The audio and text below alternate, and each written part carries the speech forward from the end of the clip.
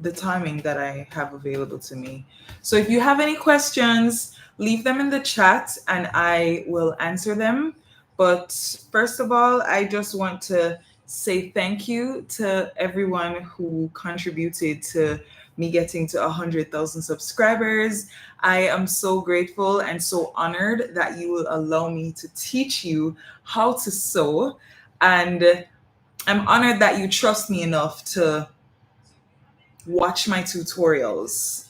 So, like I said, if you're just joining this right now, just leave your questions in the chat section right there and I can answer some of them.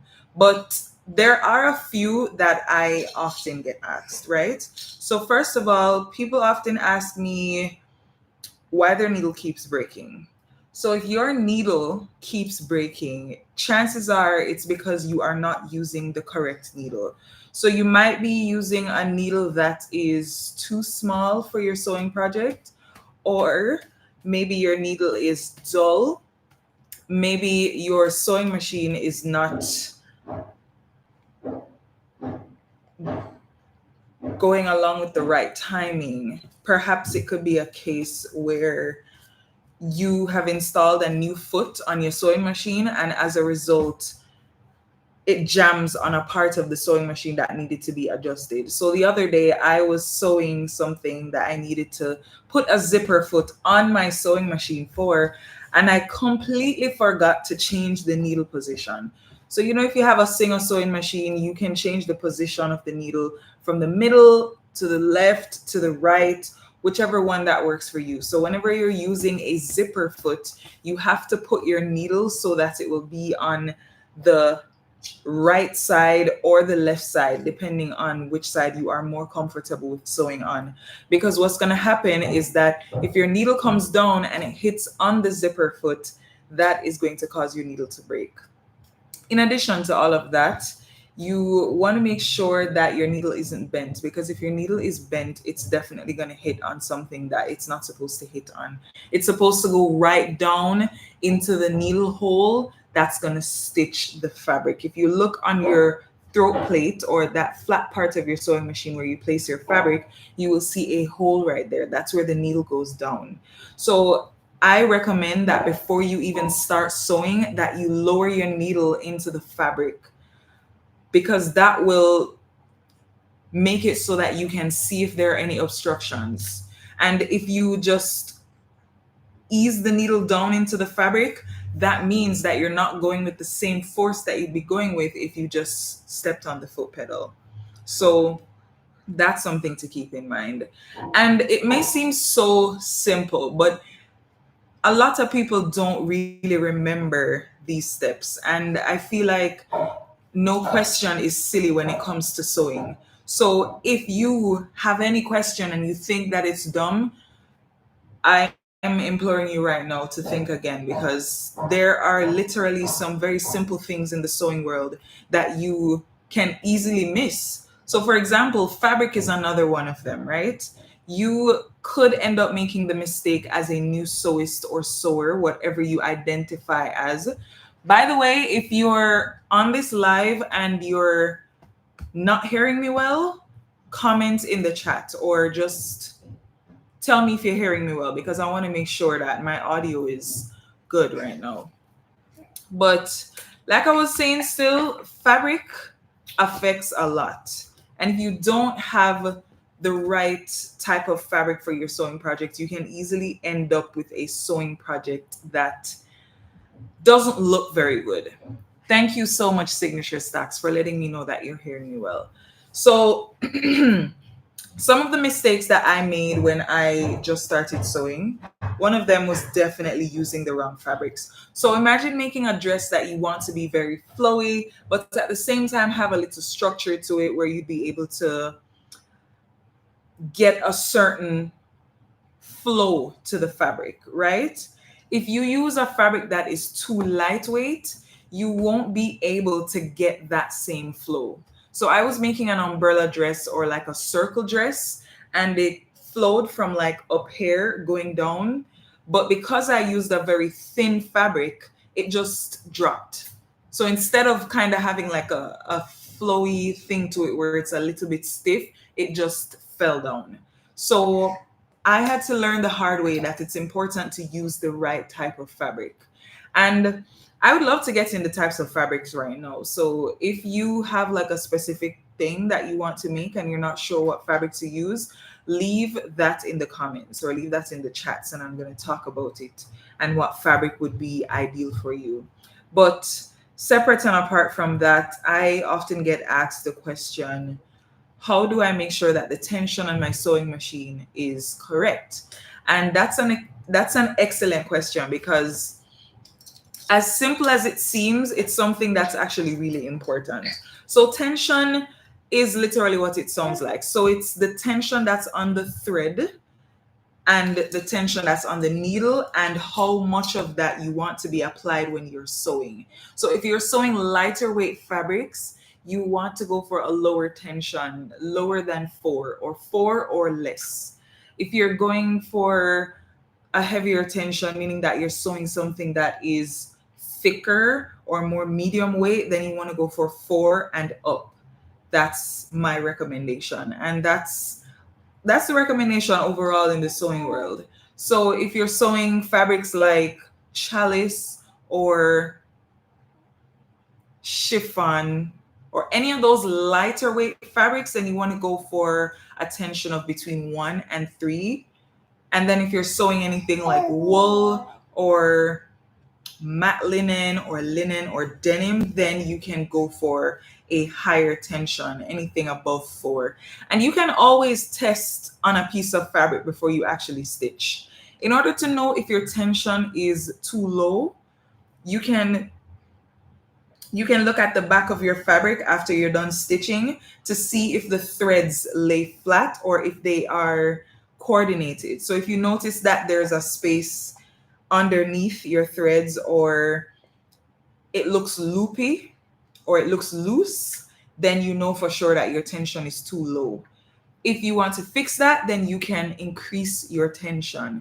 If you notice that your fabric is getting dragged up when you sew, or the bottom of it looks really tight, then that means that your tension is too high.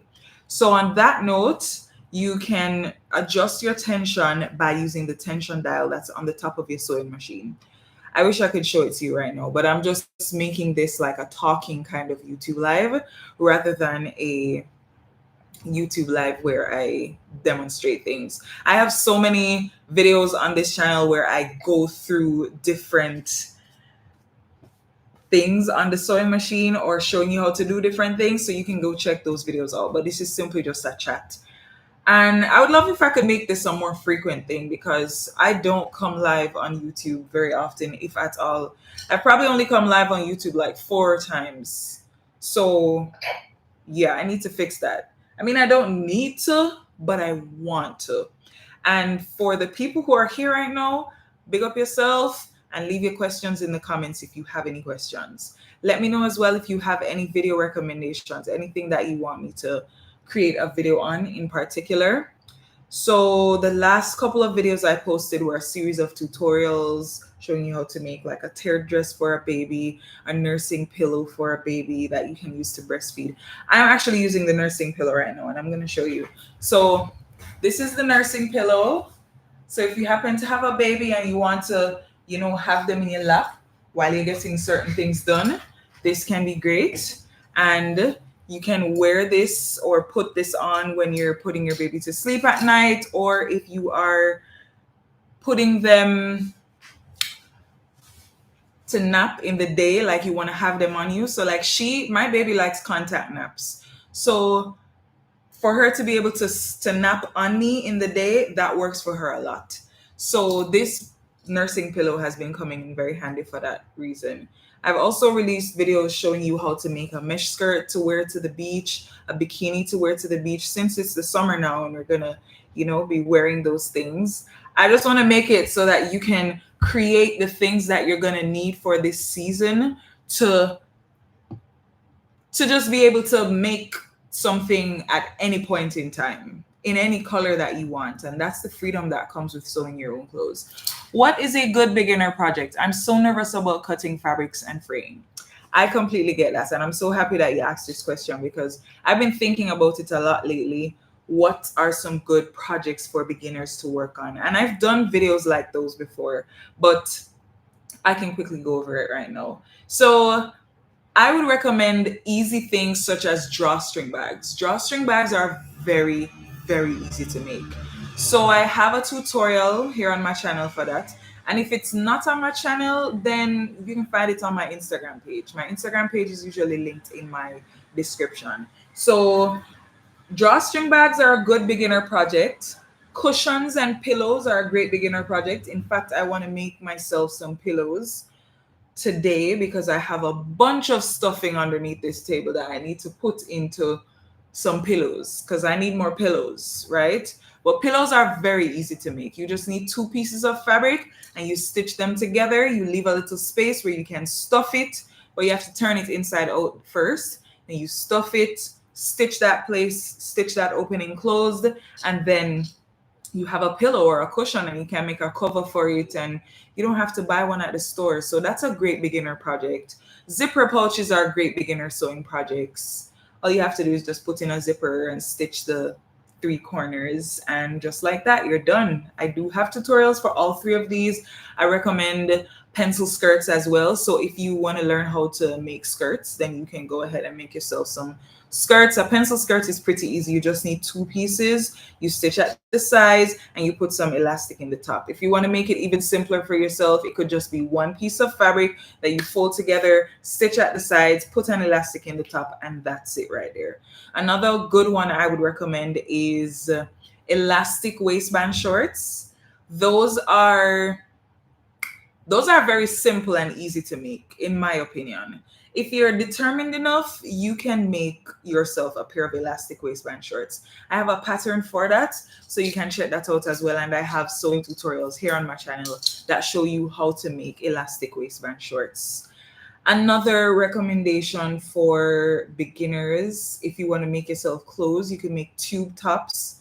It's just two pieces of fabric that you stitch at the sides, and then you can put elastic in the top and the bottom to make it fit you snug. Scrunchies are another good beginner sewing project. I have a tutorial here for that as well. You could also make headbands, you could make scarves, you could make head wraps, which is pretty much a scarf that you wrap around your head, even though scarves tend to have different dimensions than head wraps. Um, what else would I say is a great one? I'm looking around the place to see if I can figure out any other good beginner sewing projects because I feel like I listed almost all of them. Yeah, pillowcase I would say as well. Maybe like a plant pot cover. Plant pot covers may be a little bit more complicated though because you have to sew around the circle. But speaking of circle, if you want to learn how to sew in a straight line, if that's something that you're still kind of like grappling with, then take a page from a book. Like just take a notebook that has lines in it, tear that page out and stitch on those lines. Straight stitch on those lines, and that's going to help you to get some practice with stitching straight. So you just stitch over and over again. The closer you get to the end of the page, the better you become at stitching. And if you keep on doing that, I promise that you will stitch so much better over time. When I just started sewing, I was not very good at sewing in a straight line, and that's one of the things that I had to practice. You can also draw circles and stitch on those circles, and those circles can be great practice for sewing around a curve. If you want even more practice, you can test out your sewing machine with all the different stitch designs and different stitch lengths. So you want to go on a straight stitch and then you start with a stitch length 4. And then you stitch. Then you go to stitch length 3, stitch that on your fabric. Stitch length 2, stitch that on your fabric. Stitch length 1, stitch that on your fabric again. And then you can do the same thing with zigzag stitches. Test out different widths, different lengths, and see what gives you what. And you can even go as far as labeling each of those stitches so that you can know exactly what they are. And then when you know what those are, that could be like a reference that you can go back to whenever you want to know what stitch to do on the garment that you're working with. This comes in very handy if you're a beginner sewer, but I feel like for me, as someone who's been sewing for over a decade, this is something I would still do because it's just good to have a directory or like a reference that you can go back to whenever you want to know exactly what to do. For example, I write down notes for all of the steps that I have to go through in order to do each thing in my sewing process. So, for example, if I'm doing buttonholes, it used to be something that I would forget a lot, like how to do certain steps. So when I'm stitching, I'd end up like not getting the results that I want. So eventually, I just started to write all of the steps down in a little booklet. And every time that I'm going to sew that, I look in the booklet to just make sure that I have all the steps. And when I say a booklet, I literally mean something that's just so extremely small as this that you can write your notes in, or it could just be a page from a book that you just write down the notes on how to do each step. Watching a tutorial is not good enough. You also need to take notes. So whenever you're watching a sewing tutorial, instead of relying on your memory to remember exactly what's happening, I recommend that you take notes. Write down all the things that you're going to need. Write down all the things that you need to measure on your body. This if you're making a clothing item or if you're making a bag. You can even go as far as sketching, and then you want to write down all the steps. So if you're watching a tutorial and you notice something that the person showing you the tutorial does that maybe you don't really understand, you can write down a question and then try to expand on that question.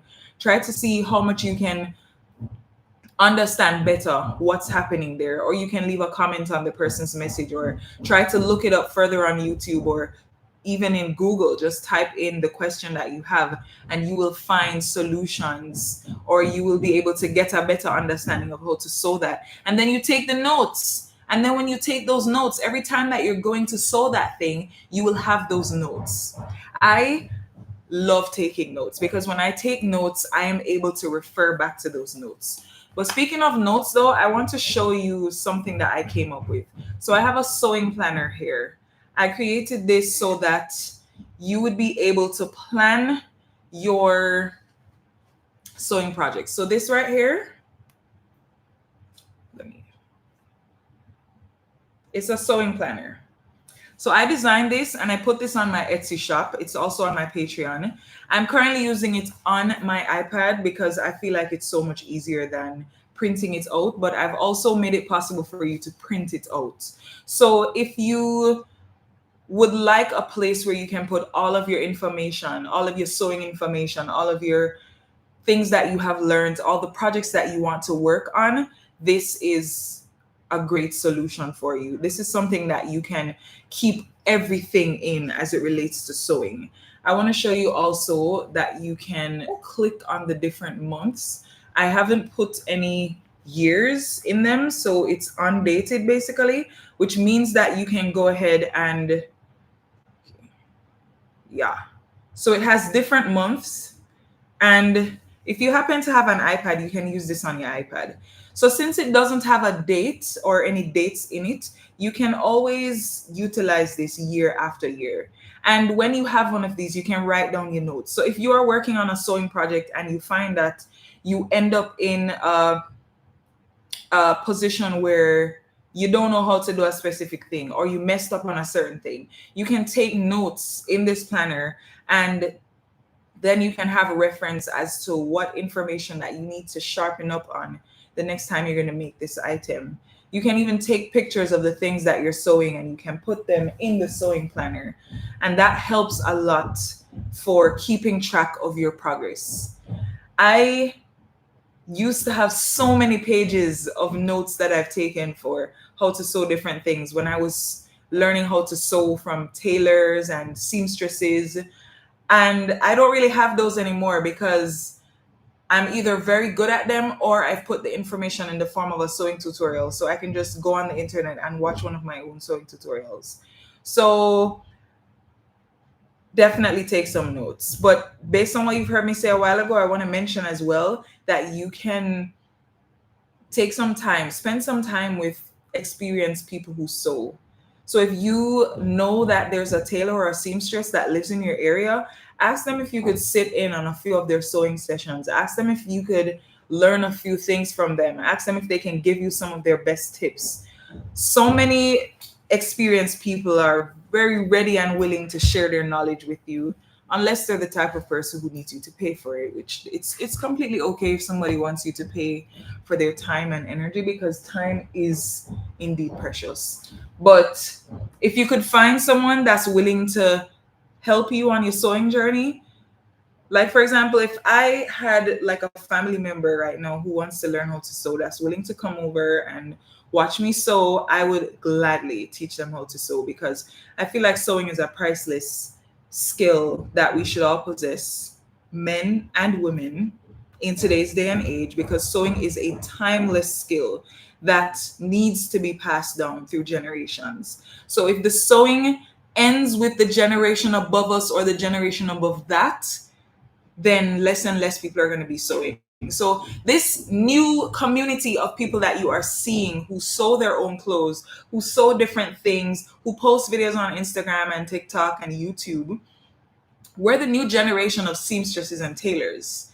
We're the people who are going to pass that skill on to our children so that they can then pass the skill on to their children. And it's a skill that is so invaluable, because if you end up in a situation where your hem gets undone, or you need to stitch something for your child, or something needs to be repaired in your home, or your clothes tear or whatever, knowing how to sew is going to be very helpful. The other day, one of my zippers came off of my bag, and if I did not know basic things like how to use a needle and a thread, that zipper or that bag would just be done for good. I would never be able to fix it. I'd have to take it to a tailor or a seamstress. If I have a pair of jeans or like a skirt that can't fit me well anymore, if it's too tight or too big, I would have to go to a tailor or seamstress. But the fact that I can sew for myself makes it possible for me to fix it. If I went to the thrift store, or if I went to any store at all and I buy something and I notice that the item can't fit me the way I want it to, but I really like the fabric and I really like the style, I can still buy it, because I can just adjust it when I get home. I can adjust it to my body. So even if you won't be making a clothing item from scratch, knowing how to sew makes it possible for you to alter that clothing item so that it can fit you a lot better. So if you're on this live right now and you still haven't started sewing, then what are you waiting for? No, tell me. I really want to know in the comments, for real. If you haven't started your sewing journey yet, tell me, what is the biggest thing that's stopping you? What is your biggest roadblock that's stopping you from starting your sewing journey? Let me see what other questions are here. Want to sew a baby onesie. Been watching designs. Oh, so you want to sew like a onesie? I'm gonna work on a onesie tutorial. In fact, I have some onesie clip buttons or snaps that I've been dying to use ever since I bought them. I have not gotten a chance to use them just yet, but I will definitely work on a onesie sewing tutorial for a baby so that you can utilize that. You know, I'm sure there are lots of tutorials out there, but if it's one thing that I've learned in life, is that there are people who love how you present your message, how you present your art, and they somehow resonate with you a lot more than maybe somebody else who has a different vibe or a different energy. So I'm going to be working on a onesie sewing tutorial, so stay tuned for that. I saw in the denim video you used a serger cone. Can you post how you go about that? It depends on which denim video you're talking about. And you said a serger cone? What do you mean by that? A serger cone? Help me to understand that question a lot better, please. I'm learning to sew. Let me see if I can just look at the live chat here. Okay, because this is a lot better than trying to look at the computer screen. I'm learning to sew, and I've learned how to make men's shorts from you. Can you do more men's clothing tutorials? Yes, I can. I can. I'm very happy that you learned how to make men's shorts from me. That video was so impulsive. I was just making a pair of shorts for one of my close friends, and I just decided, you know what, let me record it. And that video was actually showing how to sew it on African print fabric. So I know that maybe it could have been a lot clearer on like solid fabric. So I might just make some more men's clothing tutorial for sure. Because I know a lot of men want to learn how to sew their own clothes as well. In fact, I have this fabric right here that I'm thinking about making some shorts for my Kingman, or even like a button-up shirt. I'm thinking about making something like that from this. It kind of looks like jeans, but it's not jeans. It's just navy blue cotton fabric. Cotton is one of my favorite fabrics to sew with, by the way. So I'm gonna make some shorts out of these, and I can definitely make some of those tutorials. By the way, congratulations on starting your sewing journey. That is such a big deal. It's been a while. I really miss you so much. Your videos are so helpful. I'm a beginner at sewing and I need help on how to read and cut out patterns and putting them together. Thank you so much for the love. I'm happy that you like my videos and like my channel. As it relates to working with sewing patterns, it depends on the patterns that you're working with. So if you are working with patterns from like the Simplicity brand or brands that are more commercial, then honestly, I just stay away from those patterns. I bought a few of them before and they were just too complicated for me. Probably if I was to try again, I would be able to overstand them a lot better. But I just make my own patterns and I work with my patterns. So if you want to know how to use like an indie sewing pattern, which is pretty much patterns from independent pattern designers, then the first thing that you want to do is to check out like page 1 whenever you print the pattern.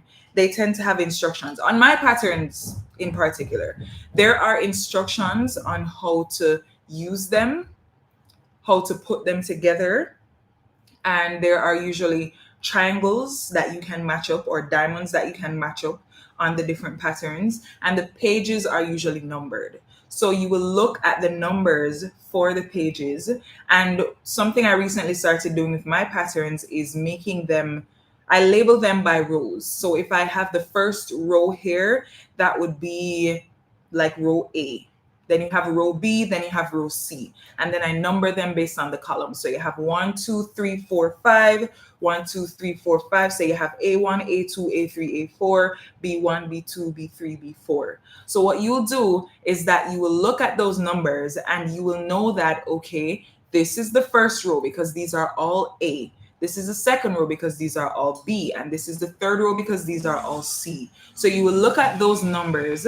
And what will happen as well sometimes is that patterns will come with an outline or a mock-up showing you what the pattern should look like when you're done. So if it's a case where the pattern designer provides that, you can take that diagram and you can look at it to see what pages should be in the first row. So maybe it should be page 1 to 5, and then you know that page 6 to 10 would be in the following row, and so on and so forth. So you'll check out the numbering, you'll check out the tools that will help you to connect them per page. Some pattern designers use circles, some pattern designers use triangles, and you can put those together. And once you put those together, you'll be able to see the pattern coming to life. You can also use the lines that are on the patterns. In addition to that, there are some patterns that you have to trim away the excess fabric. So again, you want to make sure that you read the instructions. Some patterns, you don't even have to trim them away. And some patterns, instead of trimming them, you can just fold them away. Then once you have your pattern all together, you can either use glue, you can use tape, you can stitch it. I saw this one pattern designer on Instagram make a post where if you have like a nice big clear window or like a nice wall, you can use that to put your pattern together so that you can see it better and so that it will just be a lot less messy. Because honestly, that's one of the most complicated things about putting patterns together.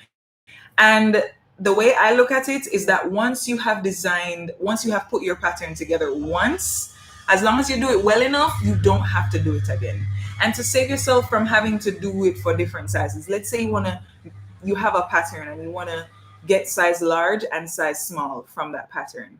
Instead of cutting, or before cutting out your large or your small or whatever, you can trace the pattern that you can trace one of them over to like muslin fabric or to like another piece of paper.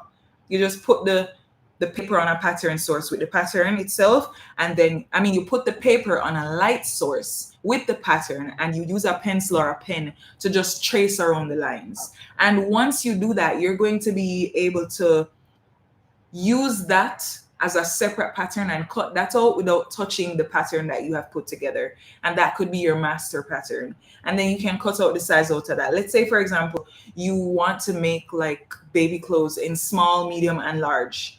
You just trace out all of those sizes, and you can just like that have every single size that you'll ever need for your baby at whatever stage they get to. Or if you want to start a business and you want to make several different sizes of one specific design, that's something that you can do. You can look at the size guide to be able to tell what line you're supposed to cut on. So most patterns will come with a thing where they tell you what what line represents what size. So maybe size extra small will be in pink. Maybe size small will be in orange. Maybe size large or medium would be in blue. Maybe they just have different designs. So maybe one line has tiny dashes. So it's like tiny dotted lines. And then maybe the other line is like large dotted lines. Maybe the other one is solid. So you can just utilize the size charts that they show you where you can see exactly what line you should be cutting on. And once you find the line that you should cut on, you cut out your pattern, and you're gonna, before you even cut anything, you want to check to make sure that you print it in the right size. To do that, you can look at the test square that's going to come on the pattern. So most patterns come with a test square that's like 1 inches, like 1 by 1, or maybe even 2 by 2. I've done a lot of my patterns with 2 by 2. So to make sure that you have the right size, you will just measure with your ruler or your tape measure to see if it measures what the square itself says. That way you know that you're on the right path. So in order to even print them, you want to make sure that you're printing at scale, meaning at the actual size or 100%, however it is that your printer works. You want to print it at its actual size. So don't scale it down to 5 or 50. Don't scale it up to 200. Just keep it at its actual size. If you have any more questions regarding to patterns, if I didn't go over something that you want to know, then let me know and I will go back over that again. Let me see what other questions I have. Your videos have taught me a ton of stuff. I am so happy. Joy. I want to ask you if you may please make a modern attire based on traditional Jamaican wear, like a fusion of different times and also a beret. A modern attire based on traditional Jamaican wear. Okay. I could probably check that out. I could definitely check that out. I feel like that's a lovely concept right there. That's a lovely concept. But I will look for some ideas on Pinterest or maybe on Instagram and see what I can come up with. Knit fabric for the tube top. OMG, I'm going to try this in just a minute. That's good. And I'm so happy that my information is helping you out, Jada. Yeah, so for the tube top, you can use knit fabrics for sure. This fabric that I'm wearing right now is honestly, I actually don't know what fabric this is, so I'm not even going to try and figure it out. But what I will do is show you some fabrics I have here. So this right here is cotton lycra. This is one of my favorite fabrics to work with. However, this one is thin. So if I was to make a tube top with this, I would double it. But that's for me though, because when you make something with cotton lycra just like that, without doubling it, one, it could end up being see-through, or it could just be really thin and not cozy. Let's say, for example, you're wearing this out at night. You don't want it to be too thin. If you have two layers, then you have a lot more insulation. So this is a great fabric to use when you are making tube tops. Cotton lycra is great, and then spandex is great as well. This right here is honey knit. I don't know if they call it the same thing in other countries, but I did see it come up when I looked it up on Google. Honey knit. So it has this pattern on it, and I think the reason why they call it honey knit is because it looks like a honeycomb. So this fabric right here is great for tube tops as well. This is great for tube tops. This is great for crop tops overall. This is great for leggings. This is great for making swimsuits. I have made just about all of those things with it. And I have it in this orange fabric as well. So I'm going to use these to make myself some gym outfits. So I'm also giving you guys like a tiny fabric haul right now. So you're getting a tiny fabric haul of my fabrics that I bought. I bought these at the beginning of this week. So I'm going to use them to make like some crop tops and some biker shorts that I can wear to the gym. And the beautiful thing is that even though I'm making them for the gym, I will also be able to wear them for other occasions. Like if I'm going out and I just feel like I want to dress comfy. I'm going to show you a close-up of this as well. This is the cotton lycra. So you notice it has that soft kind of texture to it. This is great for making t-shirts, for making tube tops. Like I said, you can use this to make off-the-shoulder tops. And then I have a bunch of cotton fabrics here. I wouldn't really recommend.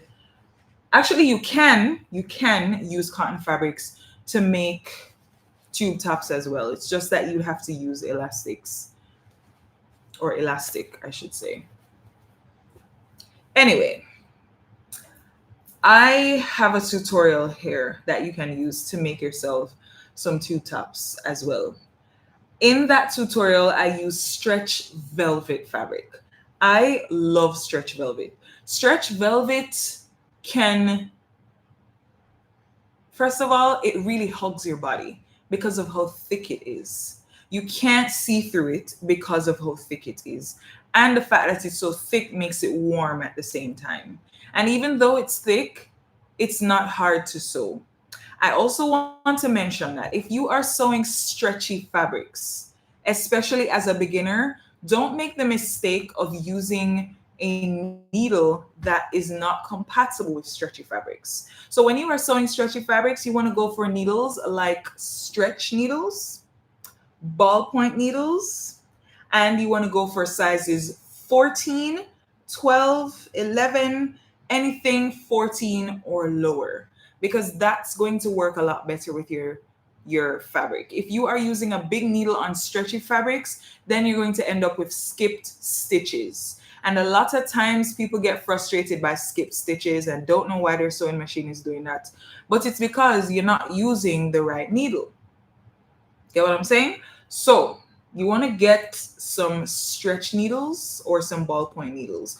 If you are going to be using a universal needles tend to work with almost any fabric type. If you're going to be working with universal needles, then you want to go for size 14 or lower on the needle. Okay? And then if you're sewing thicker fabrics, then it's size 14 or higher. If you're sewing denim, you want to get denim needles. If you're sewing, let's say, jersey knit fabric or just knit fabric overall, then you can use ballpoint needles. The thing about denim needles is that they have a much sharper point, so it goes down into the fabric easier. And then the thing about ballpoint needles is that they have a more rounded point or tip. And what that does is that it goes into the fabric in such a way that it doesn't snag the fabric and destroy the fabric.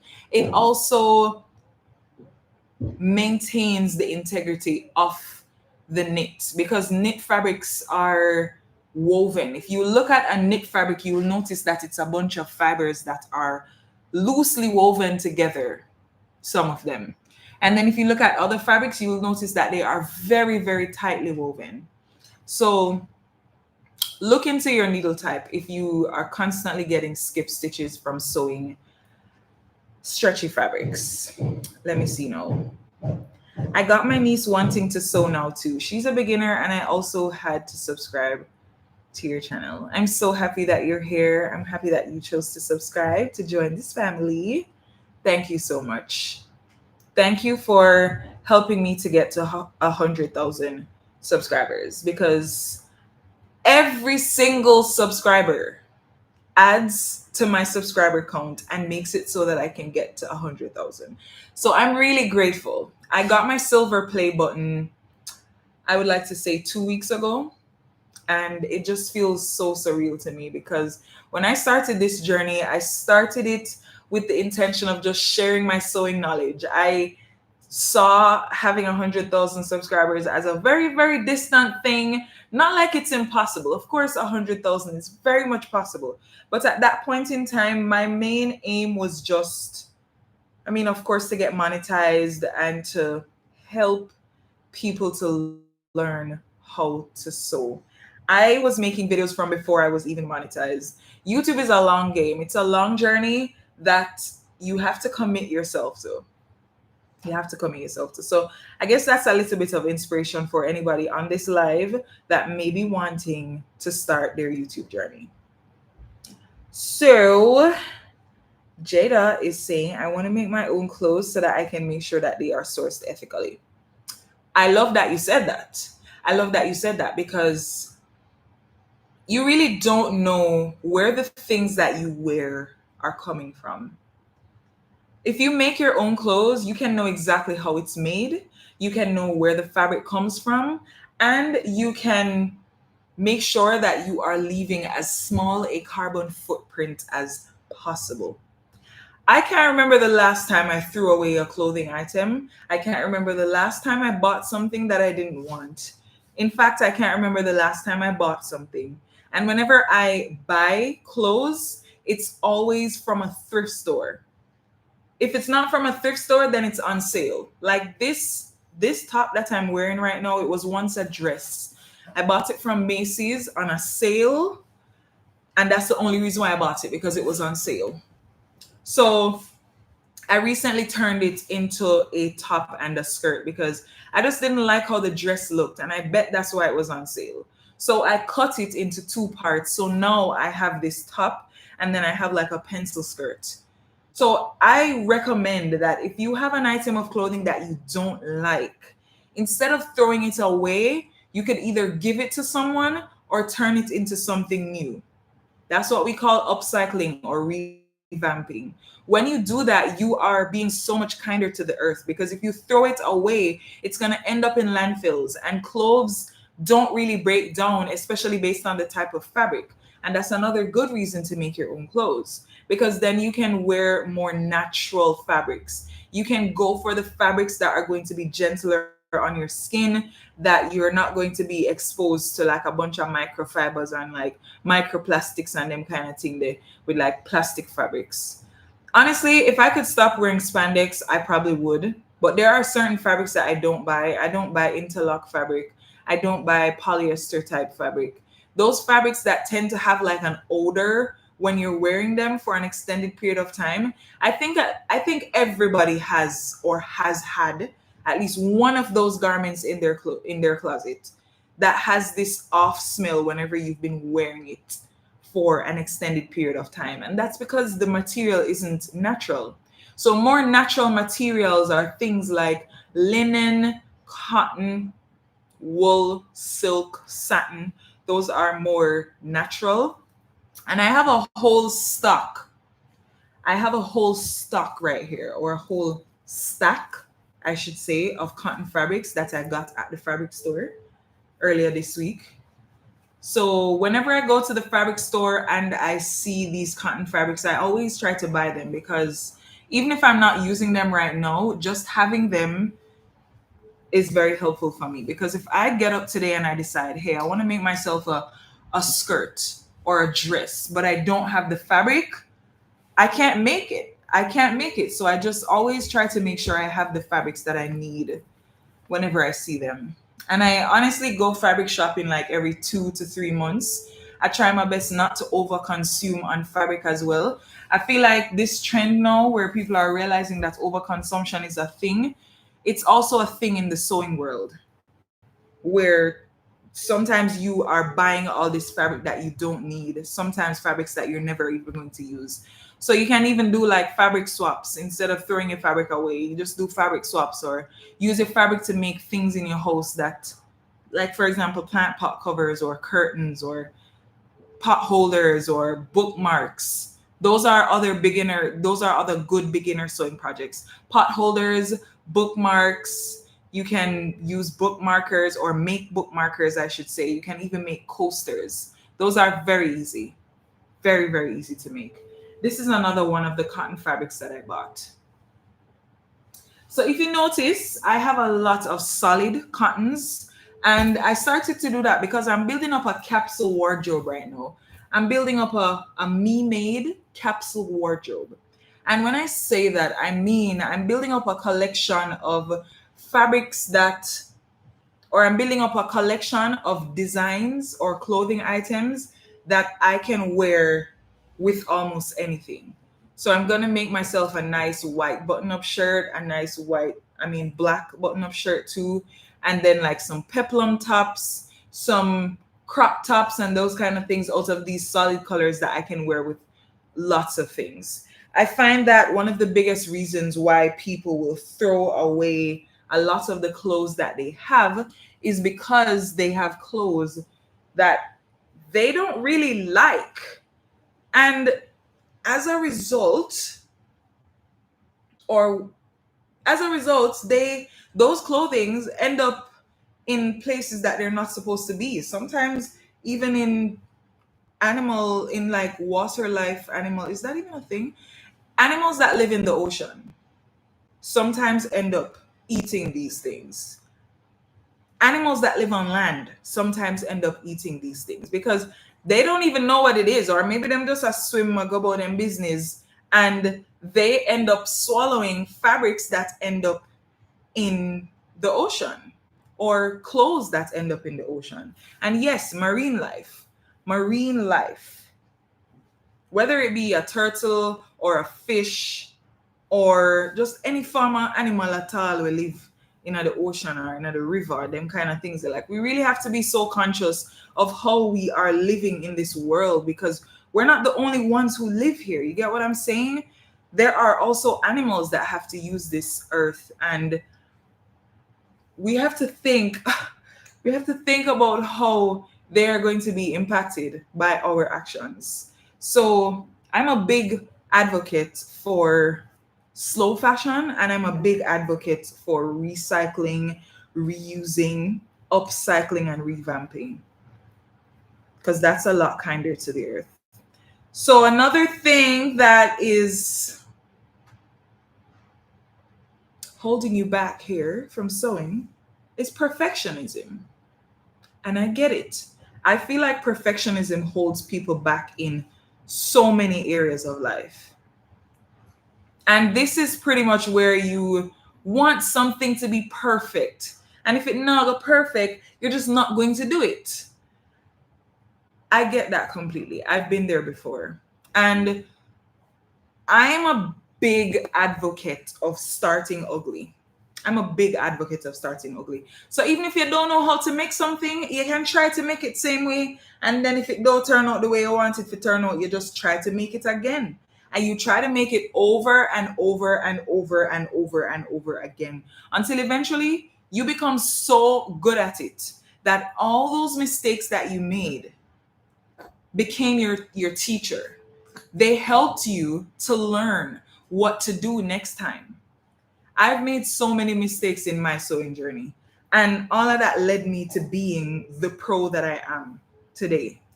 It's because of those mistakes that I was able to look up something on Google to say like, all right, I didn't do this button properly today. Let me Google how to do this button better. So next time I'm making it, I can make it better. If you have been sewing for a long time, then you can look at your sewing projects and see how much better they have become over time.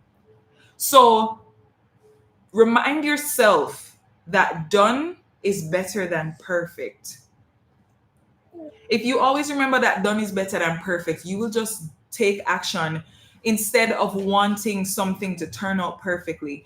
It's just not going to happen. You know, perfectionism stops you from doing the things that you're supposed to do, because sometimes too you will doubt yourself and doubt your capabilities, and you'll tell yourself, you know what, I don't think I can sew that, so I'm never going to try. You don't even give yourself a chance, and that's unfair to you, because maybe you can, but you're determining from early that you can't. And if you tell yourself you can't do something, then you're right. But if you tell yourself that you can, you're also right. So kick that perfectionism to the curb. Kick it to the curb and tell yourself that you are worthy of the time, the practice, and the patience. If you had or have a child and they do like a painting, and you look at that painting, it would be kind of mean for you to say, that's ugly. Don't ever paint again. No, you're going to say, come on, let's do another one. We're going to paint some more tomorrow. And you keep on letting that child paint until they get better and better. It's the same thing with you. Okay? It's the same thing with you. So allow yourself to do things over and over until you get better. Don't expect perfectionism right away. I need to make time to sew. Yes, you do. You definitely do need to make time to sew. Anything that you want to get better at has to be made time for. You can't just expect that you're going to become a sewing pro. And you can't be mad that you're not a sewing pro or good at sewing if you never give yourself the chance to actually get there or to become that. If you don't take the time out of your week to sew, how will you get better? You can't get better at something that you're not doing. You can't get better at something you're not practicing. So I know that there are things that can challenge your time and make it hard for you to, sew and get certain things done. But my best recommendation would be to just create like a schedule for yourself. Create a schedule for yourself where you decide that, okay, I'm going to do some sewing every weekend or once a week or twice a week or on Sundays, on Saturdays, or you're going to just create like a timetable or a schedule for yourself that will allow you to put in that time to sew. Once you find that time to sew, you're going to feel so good that you actually did it. If you don't make the time though, you're going to constantly think to yourself, wow, I need to make the time, I need to make the time. And every time you follow through on something that you want to do, you feel better and better about yourself, right? That helps you to build your discipline, build your confidence, and those are super important to anything at all that you want to achieve in life. Also, if you're consistent, your body and your brain will start to re-register sewing as something that is fun, something that you can easily do. The more you complete a task or complete a project is the more that you're going to get confident at sewing, and therefore be willing to take on even more complicated sewing projects. The cones of thread instead of spools. Okay, so that wasn't really anything in particular. The only reason why I used cones for my thread on my serger was just because that's the only thing I had. I didn't have any spools in the color and size that goes with that surgery usually. So there are two different sizes of threads for anybody who doesn't know what I'm talking about. So you have thread cones and you have thread spools. So the spools are the smaller ones that would go on home sewing machines, and the cones are the bigger ones that would go on industrial sewing machines. So because I have both types of sewing machines, I have both threads, but I don't have the colors in both of the sizes. So if I happen to need yellow thread, but I don't have a spool of yellow thread, I only have a cone, then I'll just use a spool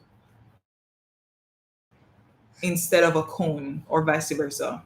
Yeah. So that was nothing that there was no particular reason for why I did that, or nothing that was too specific. Let me see. Search your cone for your top thread.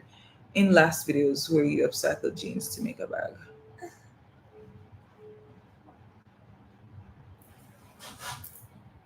Oh, that video. Let me see. Yeah, that was just probably because I was because I didn't have the size. That was probably because I didn't have the size that I wanted. I have that orange fabric, but in black. Oh yeah, the orange fabric is beautiful. Honey knit, I love honey knit. At this point, I have it in green, pink, black, blue, orange. I use the black one to make myself a set with like a off the shoulder top and a biker shorts. That was so beautiful. You can check out my tutorial where I show you how to make gym clothes. You can look a few tutorials back and that will show you how to make gym clothes, just in case you want to know how to make leggings and how to make a crop top. That video will come in very handy. And that's the fabric that I use. So you can follow along with that tutorial if you want an idea for something to make. Hi there, I'm a beginner and your videos have really helped me. I'm so happy that my videos have helped you. Canra. I hope I pronounced that properly. I I live in the US and Joann Fabrics are going out of business. So I have bought a lot of things 60 to 80% off. Thanks so much for the ideas. You are very much welcome. And I feel like it's really heartbreaking that Joann Fabrics is closing down because they are literally the go-to place for so many people in the States that sew. I have shopped at Joann Fabrics a few times before, and I tend to stick mostly to like their cotton fabrics or to their leatherette fabrics or vinyl fabrics. And I love them a lot. I love them a lot. I like how big the store is, and I usually like to just walk through and just see what they have. So I'm very sad that they're going to be closing down. And I really, really feel it for people who live in the States because where are you guys going to shop for fabrics now? Shopping online is not always the most convenient thing for fabrics because you want to know that the fabrics that you're buying are exactly what you want. And sometimes you just can't get that when you're shopping online because perhaps you buy something and you realize that it's not the texture that you wanted or it's not the size or amount that you wanted, and it's just so much more complicated there. I prefer to buy fabric in person. So it's good that you have bought a bunch of fabric. So if you're on this live right now, you need to go take advantage of that closing down sale that they have so that you can have lots of fabrics to work with after they are gone. Because honestly, that is heartbreaking. But if you are looking for places that you can buy fabrics online, then I would recommend places like Zelouf. Zelouf, it's spelled Zelouf. Zelouf Fabrics. You can check them out on Instagram. You can check out Etsy. Etsy has lots of different fabrics on there. I usually buy my African fabrics from Etsy. It's been a long time since I bought African fabrics on Etsy though, because like I said, I prefer to buy my fabrics in person. But there is Etsy. There's also Spoonflower. I don't really, off the top of my head, I can't really remember a lot of other like online fabric brands. But online shopping is probably what's gonna have to happen now. And if anyone is smart enough, they would probably open a fabric store. If you're smart enough and you have the money and the resources, you'll just open your own fabric store. And that's a problem or a product or a service that people are wanting, especially in the US. And if you can provide fabrics that they will like, then you have a good lucrative business right there. You have a lucrative business right there. Probably in the future, I'll open a fabric store. I don't know yet, but let's see. Separate and apart from that, though, I am thinking about doing like sewing kits on my Patreon. So I'm thinking that whoever signs up for the tier that includes the sewing kits they would get like a sewing pattern and fabric and different sewing things like notions and tools that you need to make that item, and then I will ship it out to you each month. So it would be one sewing project that I would ship out each month, in the form of a kit that you can make for yourself. And that would make it so that you don't necessarily have to buy the fabric, you know, you don't have to buy the fabric like yourself.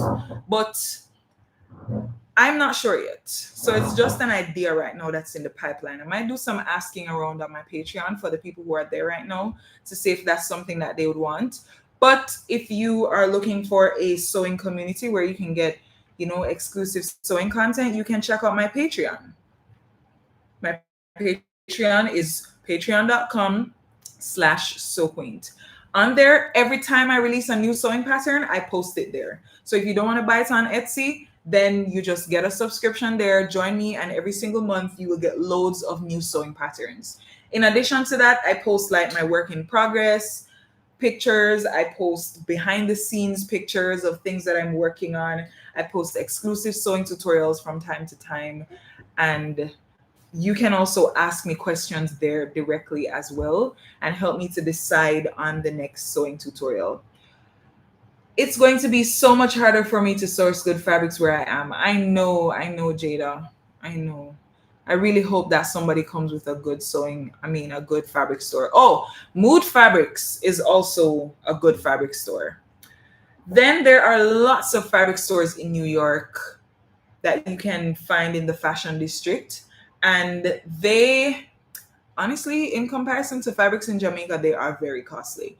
They're very pricey. I can spend $20 in Jamaica and I can get like a whole load of fabrics. Whereas in the United States, I have to probably settle for just like one or two pieces of fabrics if I'm going to spend like $20. I don't know if it's the same thing in places outside of New York, but I know for sure that fabrics are very pricey in the States, in the US.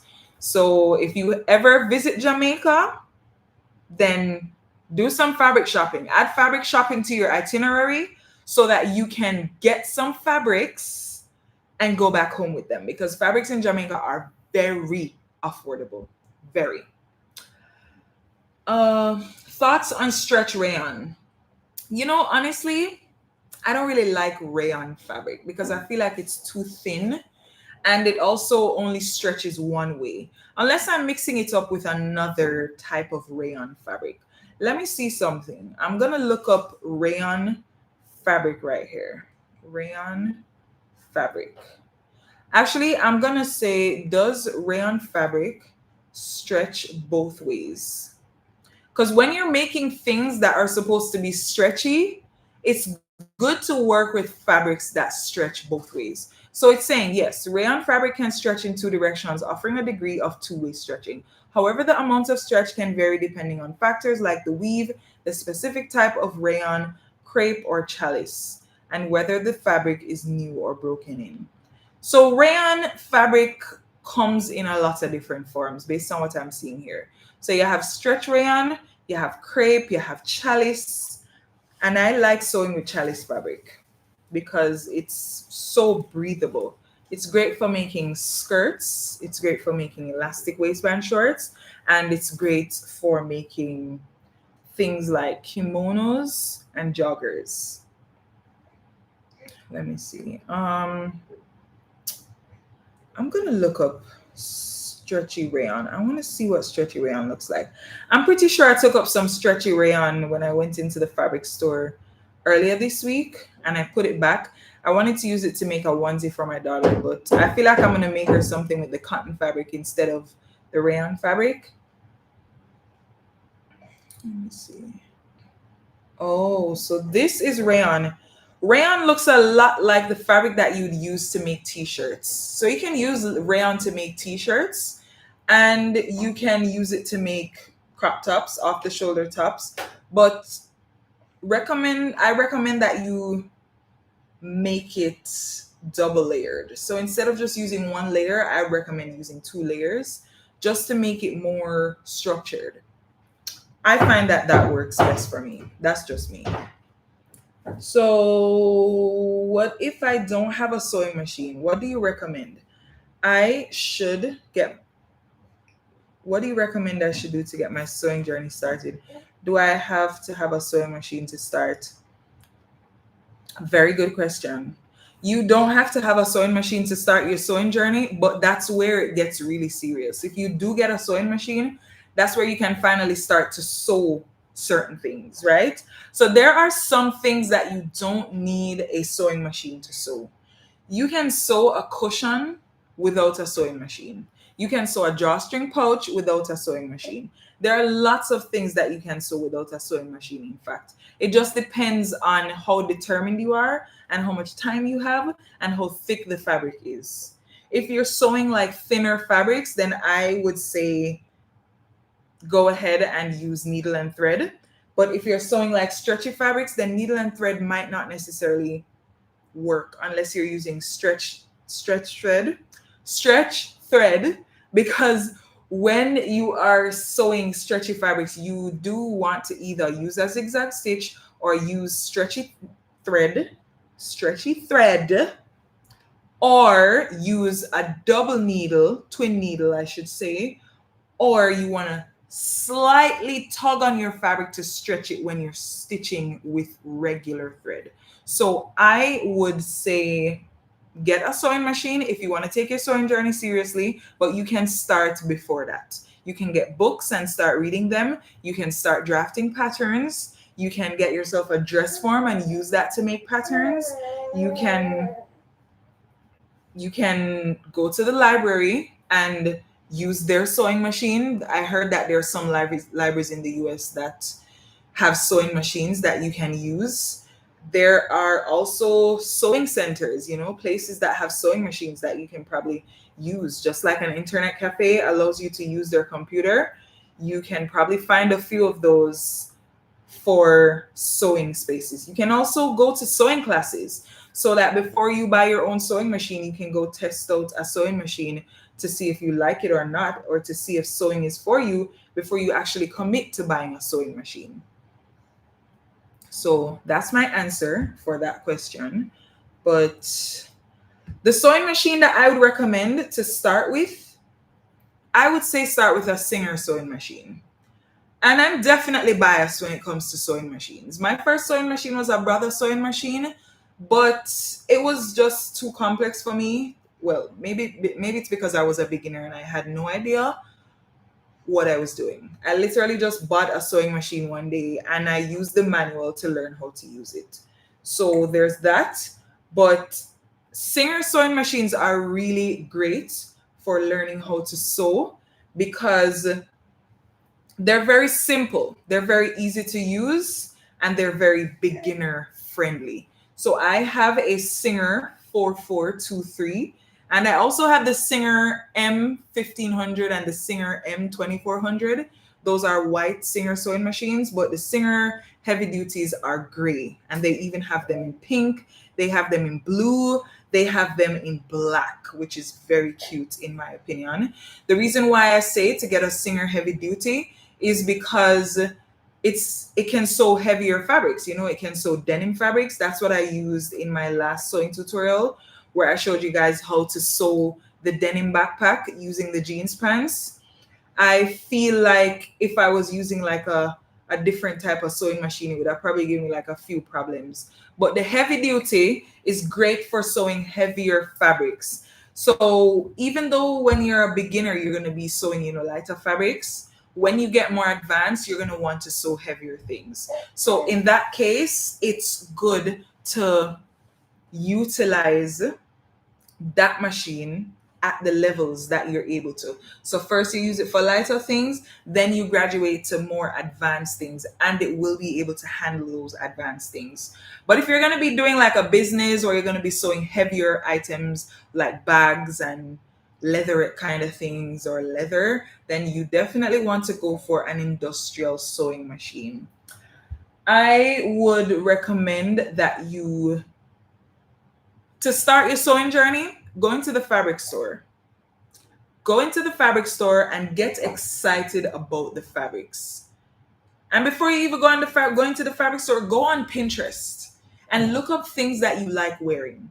And tell yourself, I am going to make myself these things.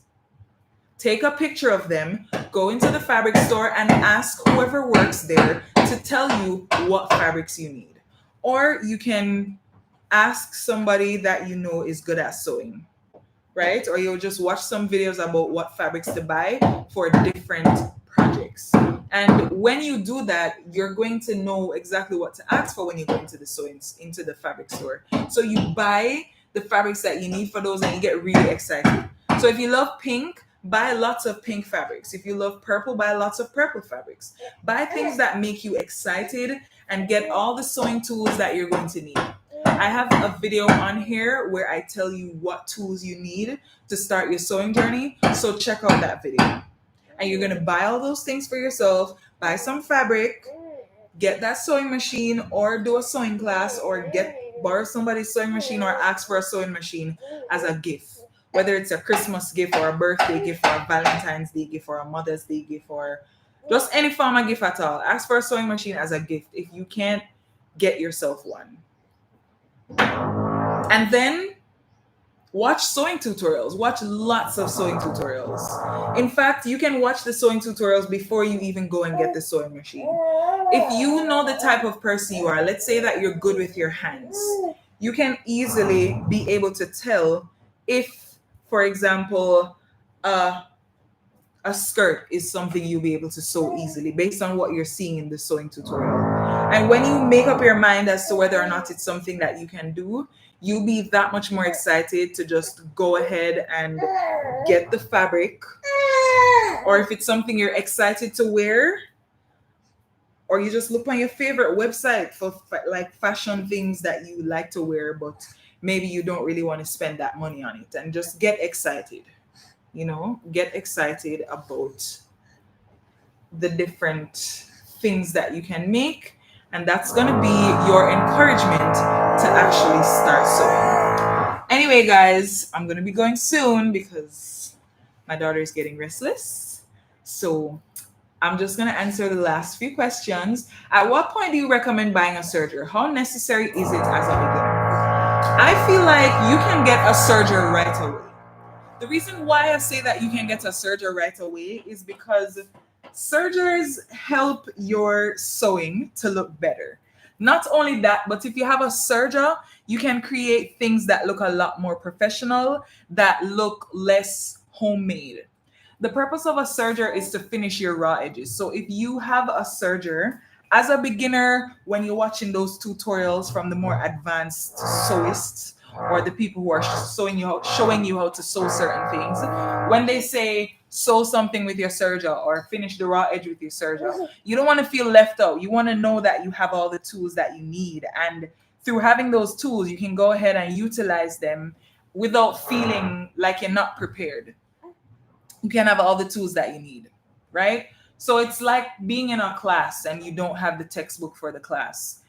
You don't really feel like you're included, you don't really feel like you have all that it takes to be able to do that class or to learn that lesson. So I would say from the get-go, get yourself a serger. The deeper you're willing to go, the more committed you'll be to your sewing journey, and therefore the better the things that you make will be. So you can get a serger immediately, or you can get a serger after you see that you really need it, right? Let's say that you're sewing lots of pants or lots of shorts or lots of something that you notice requires a serger. In that case, you definitely want to go ahead and get a serger because you realize that there is a need for it. Let me see here. Hey, I just want to say that you are super pretty and I admire your confidence. Thank you so much. Thank you. I appreciate the compliment. I think eventually we will see a resurgence in fabric stores, but the tariffs are making the certainty of a small business slimmer. Yeah, you are so right. I honestly need to look more into the entire tariff thing because honestly, I don't really watch news. I like to just, protect my energy. I like to protect my energy, but it's great to be in the know as well. So eventually things will sort themselves out. Everything happens for a reason. I want to say also, you can find fabrics inside Goodwill and different thrift stores. There are some thrift stores that have fabrics, but if there comes a time where you can't get any fabric, then using clothes that you already have in your wardrobe or just shopping at the thrift store is also a great idea. So, for example, if you want to make yourself some shorts, you can look for a really nice pair of pants at the thrift store and turn it into shorts and then use the extra fabric to make yourself a zippered pouch or make yourself a top. There's so many things that you can use to make clothes that don't necessarily involve stepping into a fabric store. So give that some thought. I'm in Mississippi. I'm going to have to come and visit Jamaica. Definitely visit Jamaica for the views and the fabric and the people, because Jamaican people are amazing. Do you recommend getting an industrial or domestic one? Which is better? I love my industrial serger. I love my industrial serger so much. It works like butter to me. I love my industrial serger a lot. So I'm biased. If I was to say which one to get, I would say get industrial. But at the same time, it depends on the amount of space you have in your home space. It depends on the amount of expertise that you have. It depends on the things that you sew. Because, like, for me, I use my industrial serger a lot more than I use my domestic serger, because my domestic serger is very noisy. It's very noisy. So I just use my industrial serger. But if you can only afford to get like a domestic one, then just get a domestic one. You know, it's great too. It's honestly great too. And maybe I need to use mine a little more often and give it more of a chance rather than just shutting it down like that just because it's loud. But yeah, I'm going to read just the last two things now, or the last one. Oh, and by the way, when you're getting a serger, get the one that has, let me see, get the one that has 4 to 5 threads. Those will make it so that you can skip out the sewing part of certain things based on what you're sewing. So, like if you're sewing a strap, you don't really need a sewing machine to sew that if you have like a serger that stitches and serges at the same time. So that means that you, not only is it stitching your fabric, but it's also finishing the raw edge and cutting the raw edge. And the stitch that is stitch your fabric is tight enough to actually stay. So get a serger that has like 4 or 5 threads. That's my recommendation if you're getting a domestic one. Same thing for if you're getting an industrial one. Thanks so very much for inspiring your viewers. Give us the confidence and encouragement to want to sew. And thanks so much. We learned so much from you. Aww. My heart is smiling and my face is smiling too. I'm just grateful that I've been able to build this community, and I'm grateful that I have been able to share my knowledge with you all. I'm grateful that you took the time out to be here with me today. Thank you so much. I'm about to get up and practice my stitches. Yes, do that. If you're on this live right now and you have some time, I want you to just try and do a little sewing after you get off. After I end this live, I want you to see if you can do some sewing. Try to see if you can do some sewing, because like I said, if you don't practice something, you can't get better at it. So happy sewing. And thanks for the compliments on my little princess. She's getting so active right now. She's 6 months going on 7. So I presume she's probably going to start creeping like real soon. But it was so wonderful chatting with you guys. I'm going to be saving this live stream. So if you want to watch it back, you can do that. And I will definitely come on here and do a lot more of these, because this was very impulsive and I actually like it a lot. So I will try my best to come on here and do it more. I'm going to answer this one last question. Your little one is so cute. Thank you. I have a bit of an offhand question. How do you decide what you're going to record? I've considered starting my own channel. To be honest, I record based on my own needs and desires. And then every now and then, I will include like things that my audience wants, especially if it aligns with what I want. So, for example, if I'm going to be making my daughter a hair bonnet, I will make a sewing tutorial out of it. Or if I'm making her a nursing pillow, I'll make a sewing tutorial out of it. If I need to make myself a bag, I'll make a sewing tutorial out of it. So it's not that I mean, I do have a list of tutorials that I want to make based on things that my audience has requested. But for the most part, I make my tutorials based on things that I need. So whenever I'm sewing something, I just think to myself, oh, maybe the collective would actually benefit from this. Maybe my sewing friends would love to learn how to make this specific thing. So let me just make a video. And sometimes I don't even make the videos perfectly. I just record myself and then I add the voiceover afterwards. I just try my best to stay consistent because done is better than perfect. I know that imposter syndrome is a very, very, very common thing, but think about it. The reason why you have imposter syndrome is because you're judging yourself. Nobody is judging you the way that you're judging you. The reason why you're judging you is because you're doing something new. So you're thinking to yourself, who am I to all of a sudden start making tutorials or videos or starting my own channel? Like, who do I think I am? But nobody's thinking that. People are looking and thinking, wow, they've started a YouTube channel. Wow, I like this tutorial, especially if they don't even know who you are. They're just watching your tutorial to learn how to do the thing that you're showing them how to do. So don't let imposter syndrome stop you from doing what you're doing, because I promise if you feel called to make tutorials or if you feel called to start a channel, it's probably because you're supposed to.